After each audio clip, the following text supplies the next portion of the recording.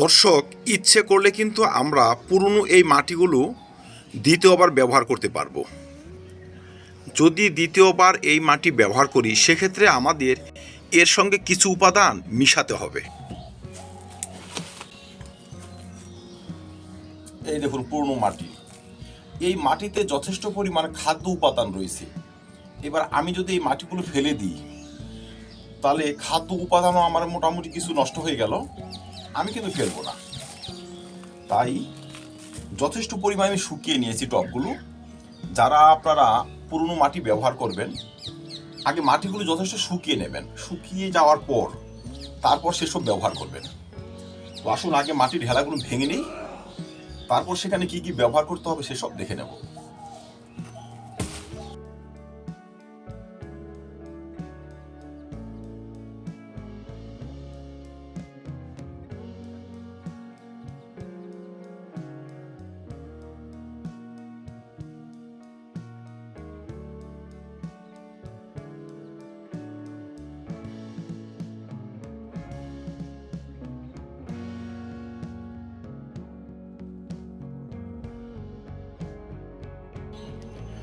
টবের মাটিকে দ্বিতীয়বার ব্যবহার করার জন্য আমাদের প্রথম যে কাজটি করতে হবে, মাটিগুলো যথেষ্ট পরিমাণে শুকিয়ে নিতে হবে।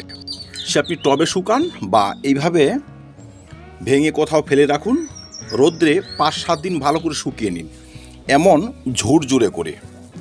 দেখতেই পাচ্ছেন মাটি একদম ধুলো হয়ে গিয়েছে। এবার সেকেন্ড যেটা করতে হবে সেটা হচ্ছে, যেহেতু আমরা টবে ব্যবহার করেছিলাম সেই গাছের শিকড় টিকড় রয়েছে, সেগুলো কিন্তু ঝেড়ে বাদ দিতে হবে। মানে বেছে বেছে আপনি বাদ দিয়ে দিবেন পুরনো শিকড় টিকড়।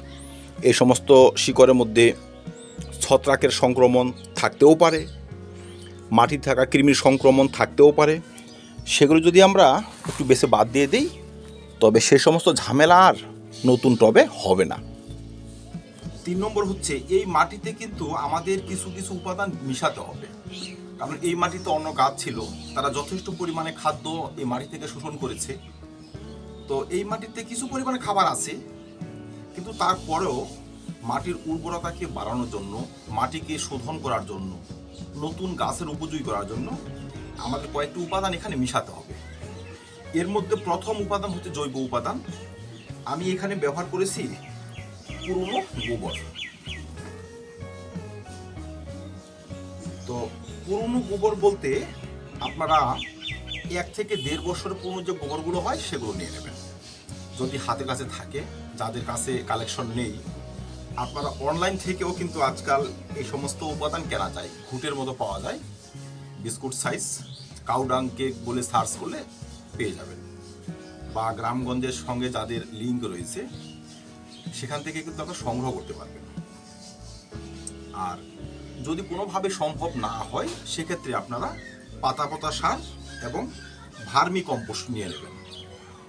মাটির উর্বরতাকে ধরে রাখার জন্য বা বাড়িয়ে নেওয়ার জন্য আমরা এই মাটিতে অন্তত পক্ষে 20% জৈব খাবার মিশাবো।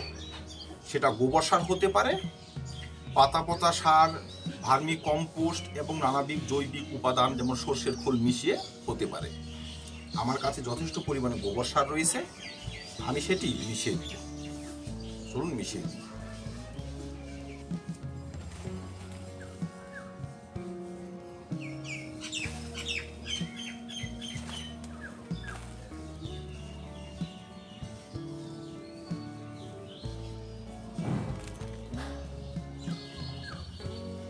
বাস, খাদ্য উপাদান মোটামুটি মিশেই গেল।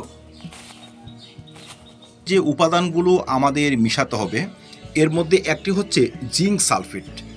দর্শক, মাটির উর্বরতা শক্তিকে বাড়ানোর জন্য বা ঘুমন্ত মাটিকে জাগানোর জন্য আমরা কিন্তু জিঙ্ক এখানে ব্যবহার করতে পারি। জিঙ্ক শক্তিবর্ধকের সঙ্গে সঙ্গে মাটির উর্বরতাকে কিন্তু কয়েক গুণ বাড়িয়ে দেয়।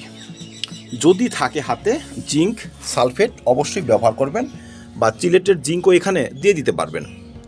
তো জিঙ্ক 21% আমার হাতে রয়েছে, আমি অল্প একটু ব্যবহার করব। ধরুন এখানে মাটি হবে 10 টব, 10 ইঞ্চি টবের। তো 10 ইঞ্চি টবের 10 টব মাটিতে আমি জিঙ্ক ব্যবহার করব মাত্র 5 গ্রাম, মানে 1 টবের জন্য হাফ গ্রাম মতো হবে।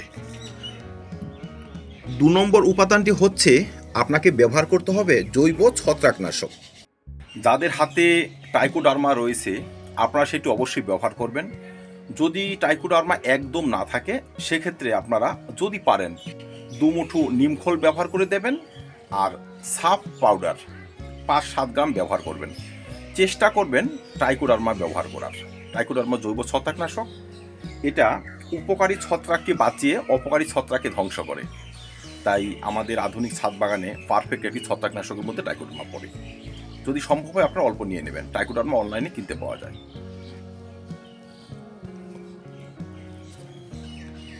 3 নম্বর উপাদানটি হচ্ছে পান খাবার চুন। ক্যালসিয়াম নাইট্রেট আমরা ব্যবহার করতে পারি, পান খাবার চুন ব্যবহার করে দিলে হবে। খুবই সামান্য 2-1 টাকা দাম নেবে। একটি এমন পাউচ মোটামুটি 25 গ্রামের মতো হবে, আপনারা মিশিয়ে দেবেন। বা যদি ডিমের খোসা থাকে হাতে সেক্ষেত্রে আপনারা 1-2 মুঠি ডিমের খোসা এখানে মিশাতে পারেন। দর্শক, মাটিকে নতুনভাবে তৈরি করার জন্য এর থেকে বেশি কিচ্ছুর প্রয়োজন নেই। এইভাবে আপনি এই উপাদানগুলো মিশিয়ে ভালো করে একত্রে মিশিয়ে রোদ্রে শুকিয়ে নেন, আপনার মাটি কিন্তু আবার নতুন হয়ে গেল। এবার এই মাটিতে আপনি যে কোনো গাছ বসাতে পারবেন, সে লঙ্কা চারা হোক, লেবু চারা হোক, ফল হোক, সবজি হোক এবং স্ট্রবেরির মতো সেন্সিটিভ প্লান্ট হোক, সব ধরনের গাছ কিন্তু এই মাটিতে আবার নতুন করে গ্রো করবে। চুন যখন ব্যবহার করবেন রোদ্রে শুকিয়ে গুঁড়ো করে নেবেন। আর যদি এমন কিছুটা লিকুইড আকারে থাকে সেক্ষেত্রে আপনাকে মাটির সঙ্গে তো মিশাতে হবে, সেই মাটি আবার ভালো করে শুকাতে হবে। আমি মাটি শুকিয়ে নেব, সেজন্য আমি অর্ধেক লিকুইড অবস্থায় রয়েছে এটি ব্যবহার করলাম।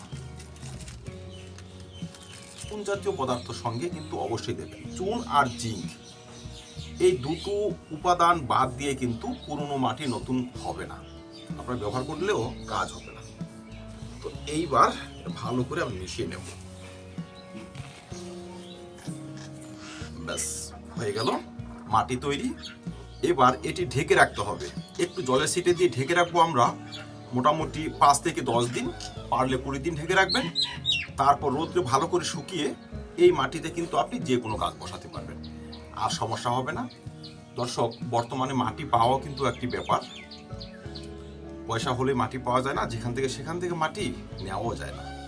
তাই যদি আমরা আমাদের টবের পুরনো মাটি, যে সমস্ত টবে হয়তো আগে কোনো গাছ ছিল সেই গাছ বর্তমানে নেই, সেই মাটিকে ভেঙে পুনরায় এইভাবে এই প্রসেসের মাধ্যমে নতুন করে নিতে পারি, সেক্ষেত্রে বারবার কিন্তু আমাদের পয়সা খরচ করে মাটি কিনতে হবে না। এই মাটি আমাদের আবার নতুন হয়ে যাবে, নতুনভাবে আমরা কিন্তু আবার ছাদে গাছ বসাতে পারবো। দর্শক দেখুন, কয়েকদিন ঢেকে রাখার পর মাটির অবস্থা আমার কেমন হয়ে গিয়েছে। উপরটা শুকিয়ে এসেছে, ভিতরে হয়তো সামান্য মশার ভাব রয়েছে, কোনো সমস্যা নেই। এবার এই মাটি শুকিয়ে কিন্তু আমি এখানে গাছ বসাবো। তো আমার গাছও তৈরি, দেখতে পাচ্ছেন লঙ্কা গাছগুলো, এগুলো কিন্তু আমি বসাবো। এখানে আমার টবগুলো রেডি, এগুলো হচ্ছে অল টাইম লঙ্কা চারা। চলুন লঙ্কা চারাগুলো বসিয়ে দিই। দর্শক, 2 দিন রোদ্রে শুকানোর পর মাটিগুলো কিন্তু একদম ধুলো হয়ে গিয়েছে। এই দেখুন ধুলো। প্রথমে খোলাম কুচি, পাথর কুচি, যেটা আপনাদের হাতে থাকবে সেটা দিয়ে দেবেন টবের ভালো ড্রেনেজ সিস্টেমের জন্য। আমিও দিয়ে দিলাম। এবার এখান থেকে মাটিগুলো আমি ব্যবহার করব। একদম ধুলো মাটি। ব্যাস, আমি এটি এখানে বসাবো।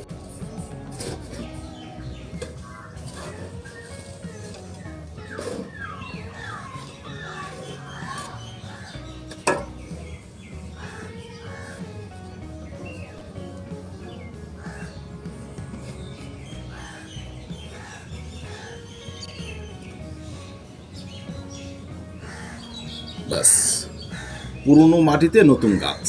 এই গাছের গ্রোথ নষ্ট হবে না, শিকড়ও সমস্যা দেখা দেবে না। মাটিতে সামান্য পরিমাণে খাবারও রয়েছে, জৈব খাবার। 1 থেকে 1.5 মাস পর্যন্ত এই মাটিতে কোনো খাবারও দিতে হবে না, তবে কোনো খাবার দিতে হবে না। 1.5 মাস বা 2 মাস পর থেকে আপনি আপনার ইচ্ছে মতো খাবার ব্যবহার করুন, সে রাসায়নিক ব্যবহার করুন, চাই অর্গানিক ব্যবহার করুন, আর কোনো সমস্যা হবে না।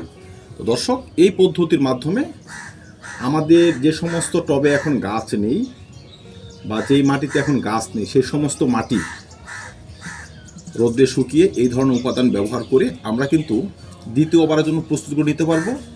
সামনে যে গ্রীষ্মকাল আসছে, সেই গ্রীষ্মকালীন যে ফসলগুলো হয় সেসব কিন্তু অনায়াসে আমরা চাষ করতে পারবো, আমাদের মাটি আর কিনতে হবে না। তো দর্শক, এই ছিল আজকের ভিডিওটি ভালো লাগে লাইক এবং শেয়ার করে দেবেন, চ্যানেলটি সাবস্ক্রাইব করে পাশে থাকবেন। ভিডিও দেখার জন্য অসংখ্য ধন্যবাদ।